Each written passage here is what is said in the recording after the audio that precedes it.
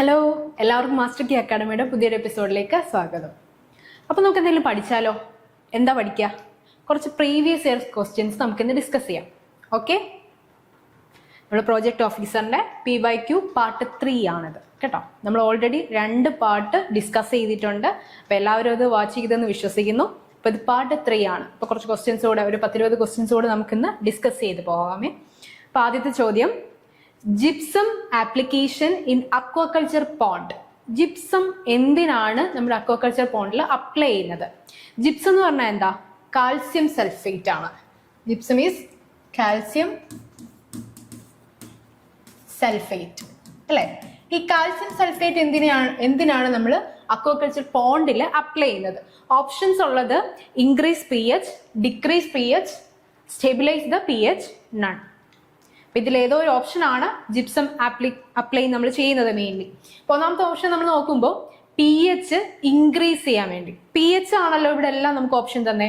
അപ്പോൾ optimal pH എത്രയാണ്? Aquaculture പോണ്ടിലെ optimal pH എത്രയാണ്?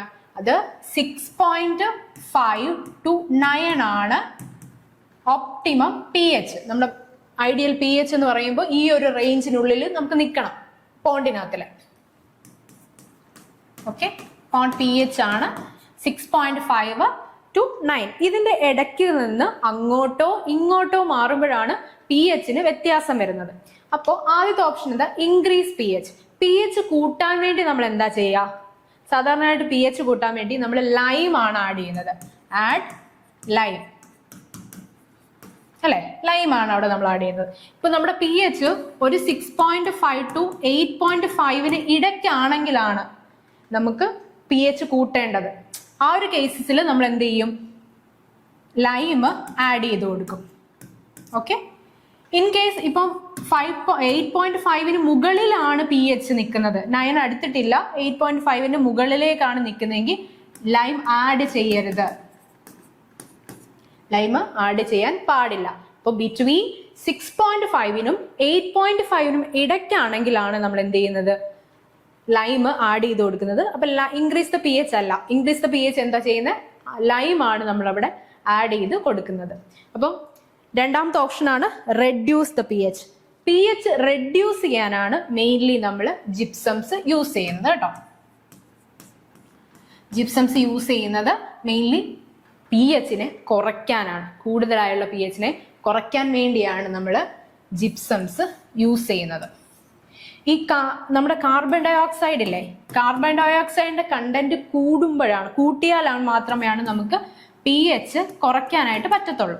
ഓക്കെ, കാർബൺ ഡൈ ഓക്സൈഡിന്റെ അളവ് കൂട്ടണം, അല്ലെങ്കിൽ കാർബൺ അടങ്ങിയിട്ടുള്ള കണ്ടന്റ് കൂട്ടിക്കഴിഞ്ഞാൽ മാത്രമേ നമുക്ക് pH കുറയ്ക്കാനായിട്ട് പറ്റത്തുള്ളൂ. ഇപ്പൊ ജിപ്സം ആണ് ഇവിടെ ചോദിച്ചേക്കുന്നെങ്കിലും നമ്മൾ അതിന്റെ കൂടെ തന്നെ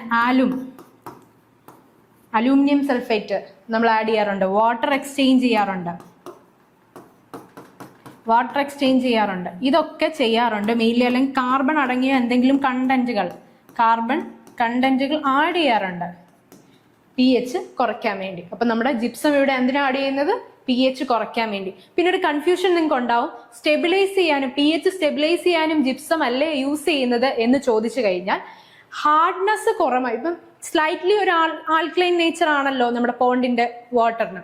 അപ്പോൾ നമ്മുടെ ഹാർഡ്നെസ് ലോ ആയിരിക്കുകയും ആൽക്കലൈനിറ്റി കൂടിയിരിക്കുകയും ചെയ്യുകയാണെന്നിരിക്കട്ടെ.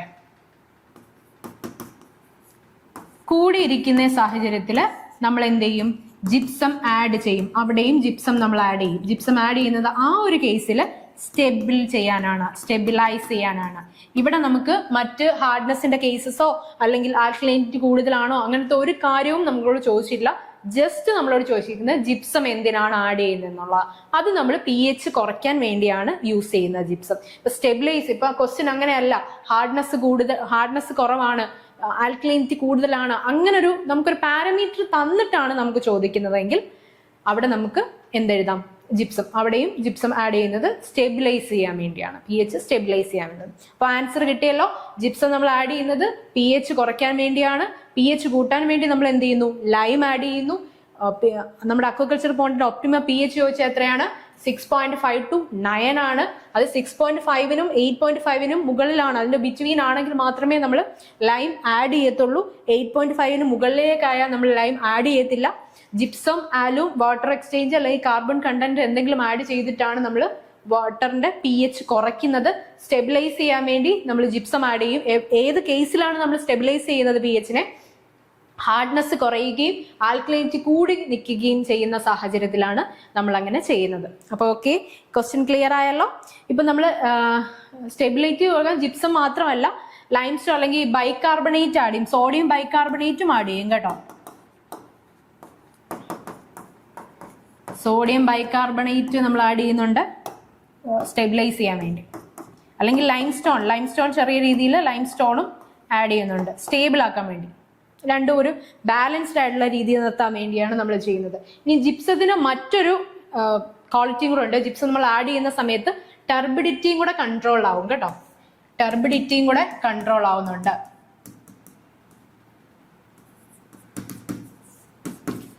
നമ്മുടെ പോണ്ടിലെ ടർബിഡിറ്റി കൺട്രോൾ ചെയ്യാനും നമ്മൾ ജിപ്സം ആഡ് ചെയ്യുന്നുണ്ട്. ഇപ്പോൾ ഓപ്ഷനകത്ത് നമുക്ക് pH ആണ് തന്നിരിക്കുന്നത്. ഇൻ കേസ് ഇവിടെ ടർബിഡിറ്റി കൺട്രോൾ എന്ന് കൊടുത്താലും ടർബിഡിറ്റി കൺട്രോൾ നമ്മുടെ ഓപ്ഷൻ ഉണ്ടെങ്കിലും നമ്മൾ അതാണ് ചൂസ് ചെയ്യുന്നത് കേട്ടോ.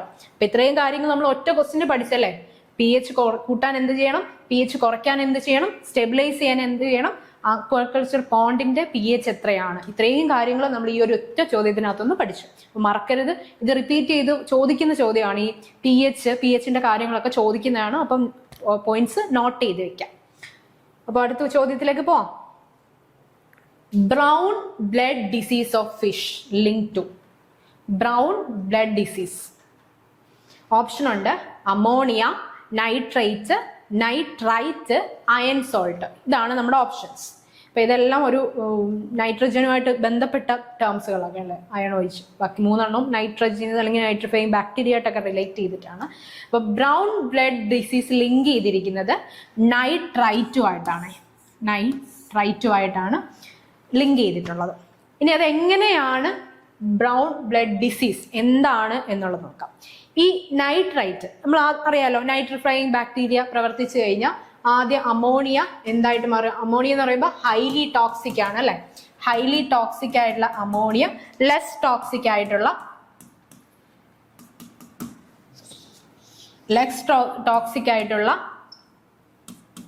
നൈട്രൈറ്റ് NO2- ആയിട്ട് മാറുന്നു. NO2- ആയിട്ട് മാറുന്നു, ലെസ് ടോക്സിക്. നൈട്രൈറ്റ് അത് പിന്നെ അമോണിയ ഹൈ ടോക്സിക് ആയിട്ടുള്ള അമോണിയ ആദ്യമേ നൈട്രൈറ്റ് ആയിട്ട് മാറുന്നു, NO2 ആയിട്ട് മാറുന്നു. അത് പിന്നീട് NO3 ആയിട്ട് മാറുന്നു, നോൺ ടോക്സിക് ആയിട്ടുള്ള ഒരു NO3 ആയിട്ട് മാറുന്നു. അത് നമുക്കറിയാലോ, നൈട്രിഫൈങ് ബാക്ടീരിയ പ്രവർത്തിക്കുമ്പോൾ നൈട്രിഫിക്കേഷൻ പ്രോസസ്സിൽ ഇതാണ് സംഭവിക്കുന്നത്.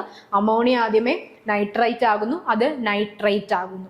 ഇനി ഇപ്പൊ ബ്രൗൺ ബ്ലഡ് ഡിസീസിനെ പറ്റി പറയുമ്പോൾ ഈ നൈട്രേറ്റില്ലേ, അമോണിയയെ നമ്മൾ റെഡ്യൂസ് ചെയ്തിട്ട് എന്താക്കുന്നു, കൺവേർട്ട് ചെയ്തിട്ട് നൈട്രൈറ്റ് ആയിട്ട് മാറ്റുന്നു. ഈ നൈട്രൈറ്റ് ഗിൽസ് വഴി ഫിഷിന്റെ ഉള്ളിലേക്ക് കടക്കുന്നു കേട്ടോ. ഗിൽസ് വഴിയിട്ട് ഫിഷിന്റെ ഉള്ളിലേക്ക് കടക്കുന്നു. ഫിഷിന്റെ ഉള്ളിലേക്ക് കടന്നു കഴിയുമ്പോൾ ഫിഷിനകത്ത് എന്തുണ്ട്? ബ്ലഡ് ഉണ്ട് അല്ലെ. ബ്ലഡിനകത്ത് ഹീമോഗ്ലോബിൻ ഉണ്ട്. ഹീമോഗ്ലോബിനകത്ത് എന്തുണ്ട്? അയൺ കണ്ടന്റ് ഉണ്ട്. Iron in haemoglobin. ഹീമോഗ്ലോബിനകത്തിലെ അയൺ കണ്ടന്റുമായിട്ട് ഈ നൈട്രൈറ്റ് NO2- അങ്ങോട്ട് ബൈൻഡ് ചെയ്യും. ബൈൻഡ് ചെയ്യുമ്പോൾ ഉണ്ടാവുന്ന സാധനമാണ് മെഥിനോഗ്ലോബിൻ എന്ന് പറയും നമ്മളിതിന്. അപ്പം നൈട്രേറ്റ് ബ്ലഡിലെ ഹീമോഗ്ലോബിനുമായിട്ട് ചേർന്ന് അതിനകത്ത് അയൺ കണ്ടന്റുമായിട്ട് ചേർന്നിട്ട് മെഥിനോഗ്ലോബിൻ ഉണ്ടാവുന്നു. ഈ മെഥിനോഗ്ലോബിൻ ഓക്സിജനുമായിട്ട് ബൈൻഡ് ചെയ്യത്തില്ല. നോട്ട് ബൈൻഡ് വിത്ത് ഓക്സിജനുമായിട്ട് ബൈൻഡ് ചെയ്യത്തില്ല. അപ്പൊ എന്ത് സംഭവിക്കും? അപ്പൊ മെയിൻലി ഓക്സിജൻ എടുക്കാൻ അവർക്ക് പറ്റത്തില്ല. ഫിഷസിന് സഫോക്കേഷൻ ഉണ്ടാവും. അപ്പോ ഈ ബ്ലഡ് നേരെ തിരിഞ്ഞൊരു ചോക്ലേറ്റ് ബ്രൗൺ കളറായിട്ട് മാറും. അപ്പൊ ഈ ബ്ലഡ് എന്ത് ചെയ്യും? ബ്ലഡ് ഒരു ചോക്ലേറ്റ്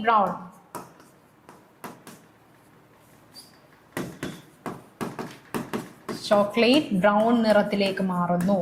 ഈ ചോക്ലേറ്റ് ബ്രൗൺ ആയിട്ട് ബ്ലഡ് മാറുന്ന അവസ്ഥയാണ് നമ്മൾ ബ്രൗൺ ബ്ലഡ് ഡിസീസ് എന്ന് വിളിക്കുന്നത് കേട്ടോ. ബ്രൗൺ ബ്ലഡ് ഡിസീസ് എന്ന് വിളിക്കുന്നത് കിട്ടിയല്ലോ.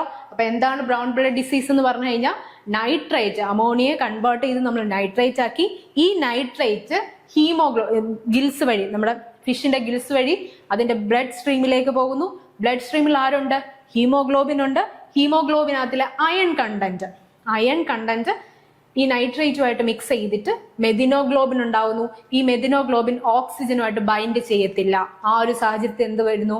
ഫിഷസിന് സഫോക്കേഷൻ ഉണ്ടാവുന്നു, അവര് ഡെത്തായി പോകുന്നു, അല്ലെങ്കിൽ അവർക്ക് ആ ഒരു ഓക്സിജൻ ഇൻടേക്ക് ഇല്ലാതെ വരുന്ന ഒരു അവസ്ഥയിലേക്ക് അവർ മാറുന്നു. അപ്പൊ ഈ ഒരു കേസിൽ നമ്മുടെ ബ്ലഡ് എന്ത് ചെയ്യും? ഒരു ചോക്ലേറ്റ് ബ്രൗൺ കളറിലേക്ക് മാറും. ഇതിനെയാണ് നമ്മൾ ബ്രൗൺ ബ്ലഡ് ഡിസീസ് എന്ന് വിളിക്കുന്നത്. ക്ലിയർ? അടുത്ത ചോദ്യം, bacterial haemorrhagic septicaemia in fishes caused by. Bacterial ഇപ്പം മെയിൻലി ഈ ഫിഷസിനുണ്ടാവുന്ന ഡിസീസസ്, അത് കുറച്ചുകൂടി നിങ്ങൾ ഇമ്പോർട്ടൻറ്റ് കൊടുത്ത് പഠിക്കേണ്ട ഒരു സെക്ഷനാണ് കേട്ടോ.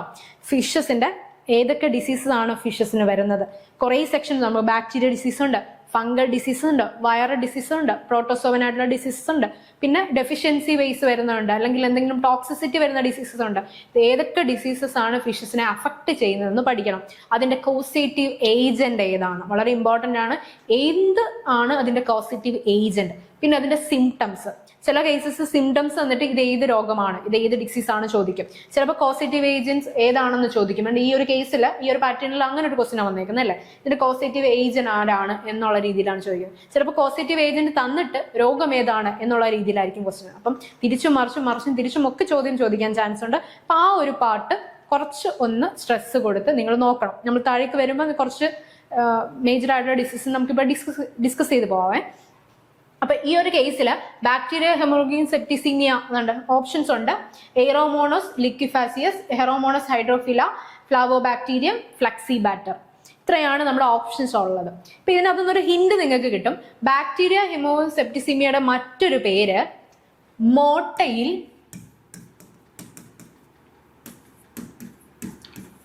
എയറോമോണസ് ഡിസീസ് എന്നാണ്.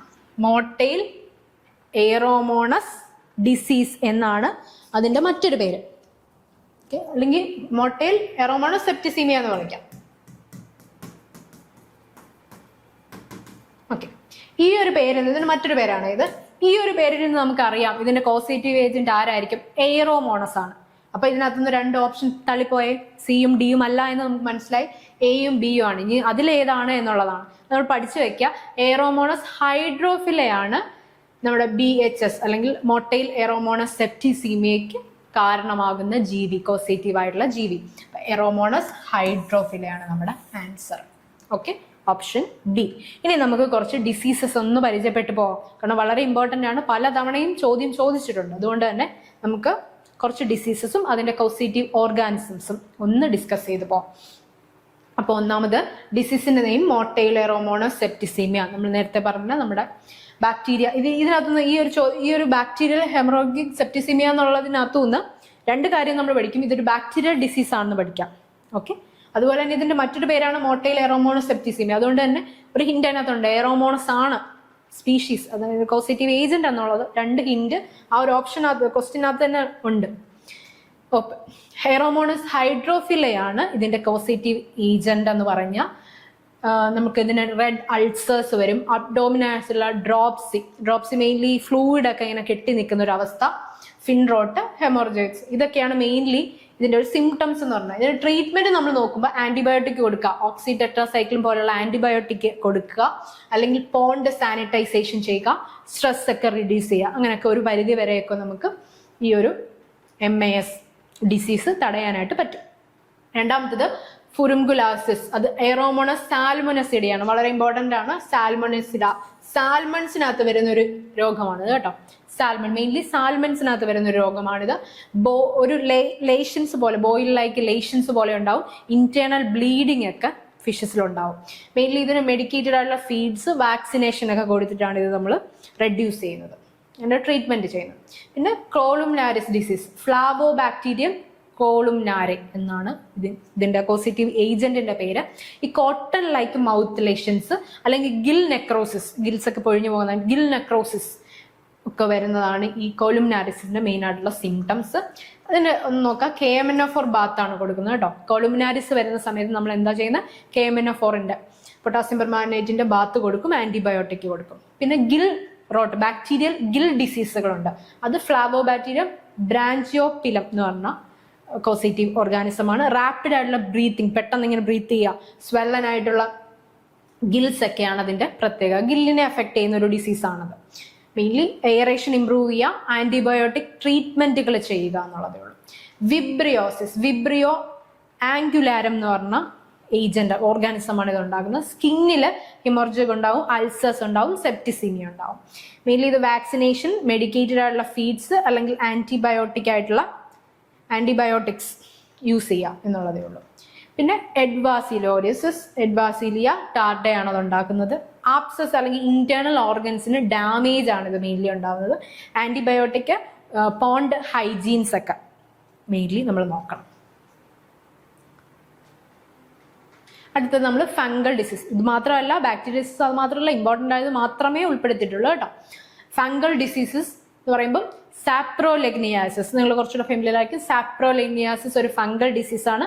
സാപ്രോലെഗ്നിയ എന്നാണ് അതിൻ്റെ പേര്, കോസേറ്റീവ് ഏജന്റിന്റെ പേര്. അതുപോലെ തന്നെ കോട്ടൺ വൂൾ ലൈക്ക് ഗ്രോത്ത്, സ്കിന്നിലും കോട്ടൺ വൂൾ ലൈക്ക് ആയിട്ടുള്ള ഒരു ഗ്രോത്ത് ഉണ്ടായിരിക്കും. സോൾട്ട് ബാത്ത് അല്ലെങ്കിൽ ഫോർമാലിൻ ഡിപ്പ്, ഡെഡ് എഗ്ഗിനെയൊക്കെ റിമൂവ് ചെയ്യുക എന്നുള്ളതാണ് മെയിൻലി നമ്മൾ അവിടെ ചെയ്യുന്നത്. പിന്നെ ഗിൽ റോട്ട് ഡിസീസ് ഉണ്ട്, അതിനെ ബ്രാഞ്ചിയോമൈക്കോസിസ് എന്ന് പറയും. ബ്രാഞ്ചിയോമൈക്കോസിസ് സാഗുനീസ് എന്ന് പറഞ്ഞ സ്പീഷീസ് ആണ് അത് ഉണ്ടാക്കുന്നത്. ഗിൽസിന് റോട്ടൻ ഉണ്ടാക്കുക, റെസ്പിറേറ്ററി പ്രോബ്ലംസ് ഉണ്ടാക്കുക, കാര്യം അതാണ് അതിന്റെ സിംറ്റംസ് വരുന്നത്. ലൈം ആപ്ലിക്കേഷനും പോണ്ട് ഡ്രൈയിങ്ങും ആണ് ഇങ്ങനത്തെ കേസസിലൊക്കെ നമ്മൾ ചെയ്യുന്നത്. ഇത്തിയോഫോണസ് ഡിസീസസ്, ഇത്തിയോഫോണസ് ഹൊഫേരി എന്ന് പറഞ്ഞൊരു സ്പീഷീസ് ആണ് അത് ഉണ്ടാക്കുന്നത്, ഓർഗാനിസം ആണ് ഉണ്ടാക്കുന്നത്. ഗ്രാനുലോമസ്, ഓർഗൻസിനകത്തിലെ ഗ്രാനുലോമസ് ആണ് മെയിനിലായിട്ട് വരുന്ന സിംറ്റംസ്. ഇൻഫെക്റ്റഡ് ആയിട്ടുള്ള ഫിഷസിനെ ഡിസ്ട്രോയ് ചെയ്യുക എന്നുള്ളതാണ്, അല്ലെങ്കിൽ മറ്റ് ഫിഷസിന് സ്പ്രെഡ് ആവും. അത് വളരെ തോതിൽ നമുക്ക് ഡിഫിക്കൽസ് ഉണ്ടാക്കും. അതുകൊണ്ട് തന്നെ ഡിസ്ട്രോയ് ദ ഇൻഫെക്റ്റഡ് ഫിഷസ് അല്ലെങ്കിൽ പോണ്ടിന്റെ ഡിസ്ഇൻഫെക്ഷൻ ആണ് നമ്മൾ മെയിൻലി ചെയ്യുന്നത്. ഓക്കെ, ഇനി അടുത്തത് viral diseases. Viral disease spring viraemia of carp, കാർപ്പിൽ വരുന്ന ഒരു ഡിസീസാണിത്.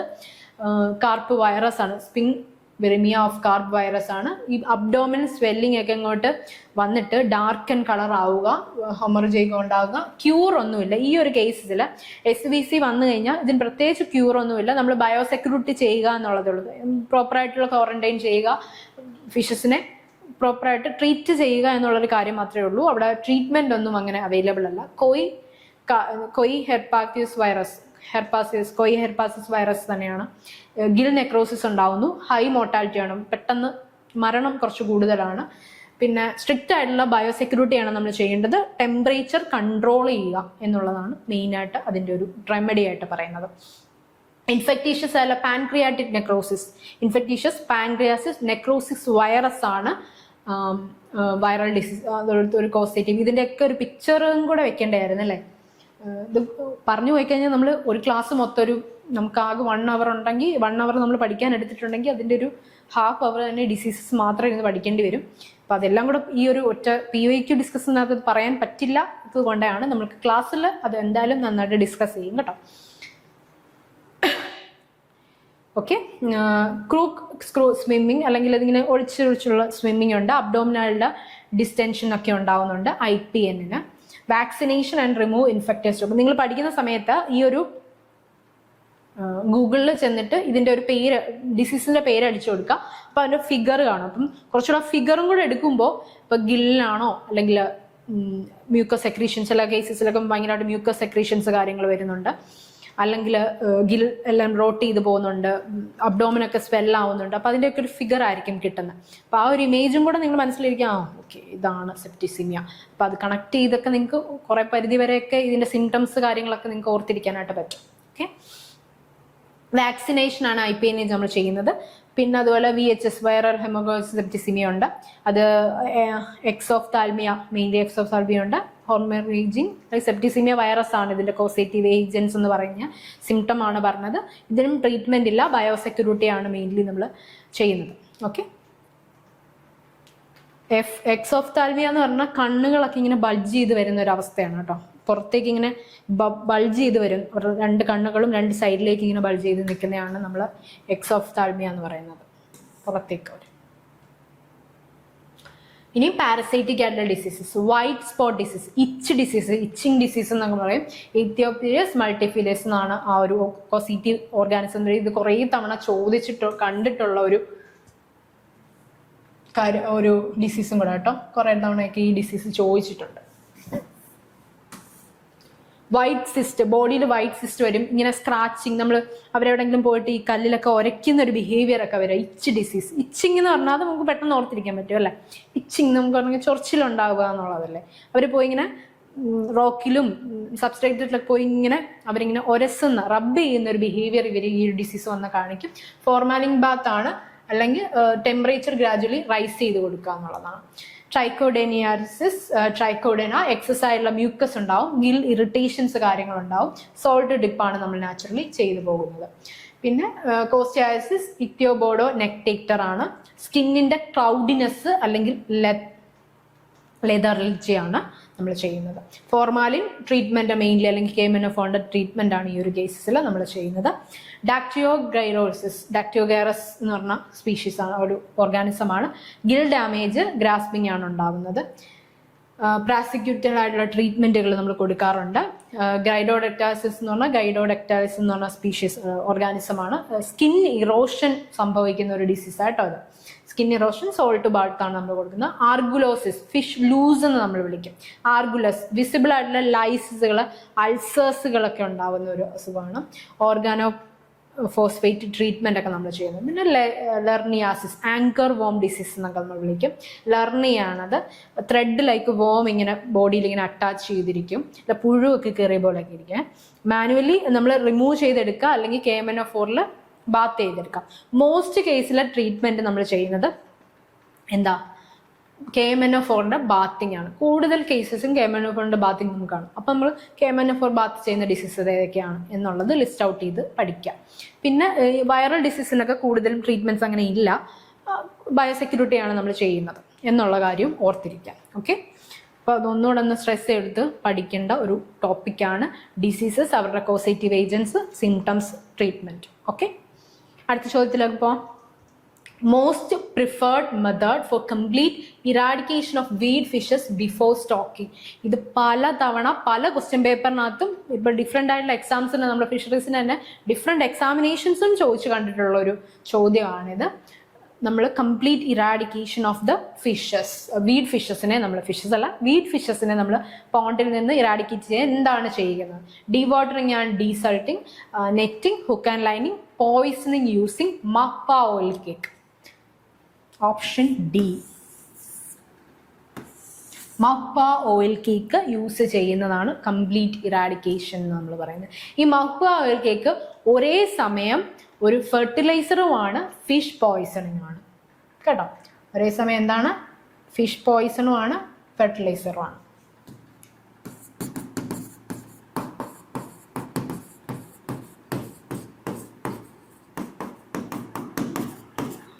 എങ്ങനെയാ മഹ്വ ഓയിൽ കേക്ക് നമ്മൾ എടുക്കുന്നത്? മഹുക്ക ലോംഗിഫോളിയ,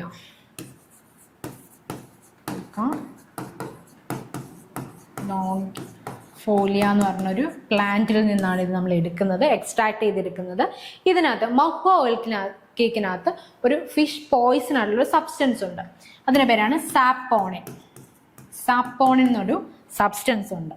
ഇത് 4 to, അത് വളരെ ഇമ്പോർട്ടൻ്റ് ആണ്, 4 to 6% ആണ് നമ്മൾ ആഡ് ചെയ്യുന്നത്, പോണ്ടിലേക്ക് ആഡ് ചെയ്യുന്നത്. ഇതിന് കൂടാൻ പാടില്ല. കൂടിക്കഴിഞ്ഞ് കഴിഞ്ഞാൽ ഹൈലി പോയിസൺ ആണ്, നമ്മുടെ യൂസ്ഫുൾ കൊമേഴ്ഷ്യൽ ആയിട്ടുള്ള ഫിഷസും ഡെത്ത് ആയി പോകും. അതുകൊണ്ട് തന്നെ ഇതിൻ്റെ ലെവല് കറക്റ്റ് ആയിരിക്കണം, അത് പഠിച്ചു തന്നെ വെക്കുക. 4 to 6% ആണ് സാപ്പോൺ കണ്ടന്റ് ഉള്ളത്, അത് നമ്മൾ ആഡ് ചെയ്യുന്നു അതിനകത്തേക്ക്.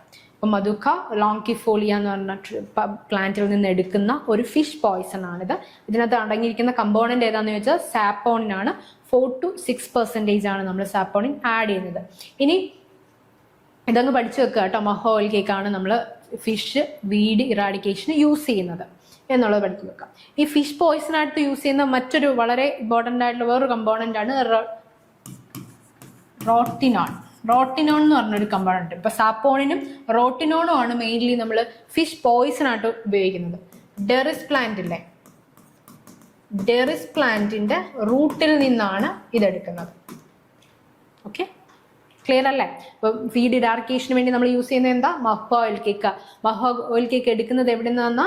മധുക്ക ലോഞ്ചിഫോളിയ എന്ന് പറഞ്ഞ പ്ലാന്റിൽ നിന്ന്. അതിനകത്ത് അടങ്ങിയിരിക്കുന്ന കമ്പോണന്റ് ഏതാണ്? സാപ്പോണിൻ. എത്ര പെർസെൻറ്റേജ് ആണ് നമ്മൾ യൂസ് ചെയ്യുന്നത്? 4 to 6%. ഓക്കെ, കിട്ടിയില്ലേ?